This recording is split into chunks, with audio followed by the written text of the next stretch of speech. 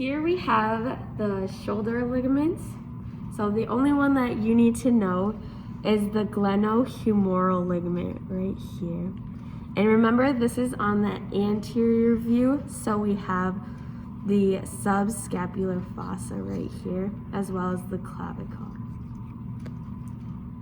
Yay. Bursa. All right, here we have the ligaments of the elbow. So first we have the ulnar collateral ligament, or the medial collateral ligament. Then we have the radial collateral ligament, or the lateral collateral ligament. And then the last ligament for the elbow joint that you need to know is the annular ligament. And that wraps all the way around the radius. All right, here we have the ligaments of the hip. So starting off, we have the ligament of the femoral head, also known as the capital ligament. Then, moving to the anterior, we have the pubofemoral ligament that connects to the pubis. Then we have the iliofemoral ligament right here with the ilium. And then we have the ischiofemoral ligament with the ischium. Here we have the ligaments of the knee. So starting off, we have the patellar ligament on the bottom. And then on the top would be the patellar tendon. Next, we have the fibular collateral ligament, also known as that lateral collateral ligament. Then we have the tibial collateral ligament, also known as the medial collateral ligament. Here we have the anterior cruciate ligament on the anterior side of the knee. We also have the medial meniscus on that medial side, and the lateral meniscus on the lateral side. Remember, lateral is with the fibula. Awesome. So here we have the posterior view of the knee joint, where we can see the posterior cruciate ligament, the medial meniscus, and the lateral meniscus. And then from this anterior view, we have our pec major. And then when I remove it, we have pec minor right here. And then our coracobrachialis, our biceps brachii short head, and our biceps brachii long head. And then here we have our deltoid muscle. When I remove it, we have our infraspinatus and our supraspinatus and our levator scapulae. So here we have the trapezius muscle, not to be confused with the trapezium, which is a bone in your hand. Then I'm going to remove it, and then we can see our rhomboid major and our rhomboid minor superiorly. Here we got an arm model. So first we have the pectoralis major, and then since it's an anterior side, we're gonna have the subscapularis, teres major, latissimus dorsi. From a posterior view, we have the teres major, teres minor, infraspinatus, supraspinatus, and this cutaway is the trapezius. We're on the deltoid muscle, the big honker up top. We're gonna have our triceps brachii lateral head, triceps brachii long head, triceps brachii medial head. Keep coming around back to anterior side. We're gonna have our coracobrachialis,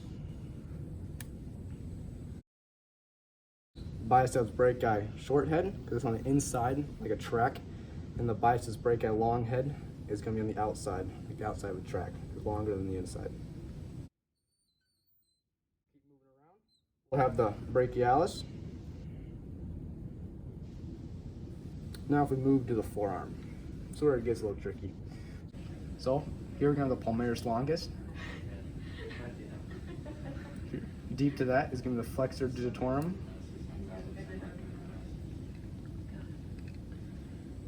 We move laterally. We can see we're going to have the flexor carpi radialis. Easy way to help distinguish what muscles are which is to follow the tendon up. Keep moving around. We're going to have our pronator teres. Easy way to remember that is from the pinky to the thumb. PT, pronator teres. Keep moving around. It's going to be the brachioradialis. Additionally, we're going to have the extensor carpi radialis. We're going to have the extensor digitorum,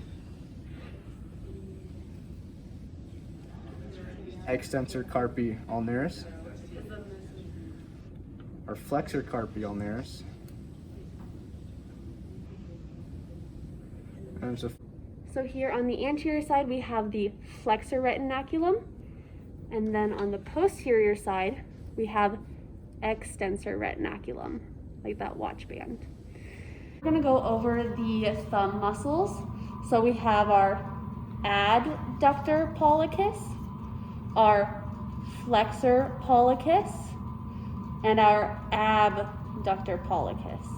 And then we can also see flexor pollicis here, and we can see abductor pollicis here as well. And then we have extensor pollicis and extensor pollicis. So just one more time, we have ab, flex, flex again, abduct again, extensor, extensor pollicis. the supinator. So here we have the leg muscles. So first we have our iliacus and our psoas major. Through the inguinal canal to become iliozoas. And then we have our tensor fascia latae, which goes into the iliotibial tract. And this is known as like your white girl muscle, where you can think of a tense fascist who really wants his latte and he puts his hand on his hip. Then we have our vastus lateralis, our rectus femoris, with our vastus intermedius deep, and then our vastus medialis. And then we have our sartorius, which is our long hacky sack muscle, my favorite muscle. Then we have our gracilis, and I remember it by thinking if someone puts their hand on my inner thigh, I say gracias. Then we have our adductors. We have adductor longus, and you can think adductor longus, adductor schlongus, and then our adductor brevis, this tiny one. This is pectineus, which is not adductor brevis. This is adductor brevis deep. We have our adductor magnus, all of this, which is pointing up towards our magnificent ass. So going to this, we have our gluteus maximus and our gluteus medius. And then we can also see them underneath this tensor fascia latae with our gluteus, gluteus medius and our gluteus minimus, which is the only place we can see gluteus minimus. And then we have our patellar tendon on top, tendons on top, and because it goes from muscle to bone, and then our patellar ligament going bone to bone. Then on this posterior view, we have our semitendinosus with this long tendon, and then our semimembranosus. And then we have our biceps femoris long head and our biceps femoris short head. I also like to point out that this muscle right here within that iliotibial tract is that vastus lateralis, not tensor fascia latae or one of the biceps. That is vastus lateralis. We have our plantaris and our gastrocnemius lateral head and our gastrocnemius medial head. And then if I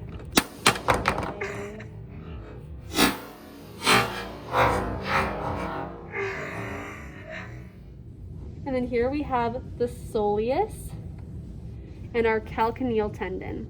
So here we have, if I remove this, you can see the plantaris again with that long tendon going down.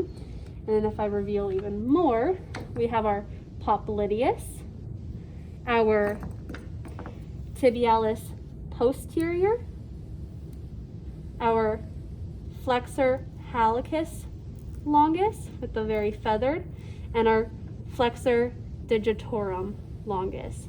And we remember that the flexor hallucis longus and the flexor digitorum longus switch over underneath. And then here on the anterior side again, we have our tibialis anterior, our extensor digitorum longus, and then on this tendon right here, we have our extensor hallucis longus. And if I remove this right here, we can see the rest of extensor hallucis longus. So follow the tendon when in doubt. Here on this lateral side of the leg, we have the fibularis muscles. Extensor retinaculum here and flexor retinaculum here. Okay, so I'm just here to show you guys a couple hints on how I remember some of the different actions of the different muscles. So I remember the difference between teres major and teres minor because I'm going to medially rotate for teres major to give my friend a major hug, but my teres minor, I will laterally rotate out because don't hug the minor. And then I also remember that the sartorius allows me to do this motion, which is the hacky sack motion, which is why I call it the hacky sack muscle, because it allows us to flex our hip, flex our knee, and laterally rotate it. So yeah. So here on my friend, I'm going to show you how to find your anatomical snuff box. So first you can find your extensor pollicis by extending your thumb. So her tendon's right there. And then her abductor pollicis, which we can see the tendon right there, which makes this anatomical snuff box, which is literally something from history. And then they can also press in here to figure out if your scaphoid is broken. Fun facts.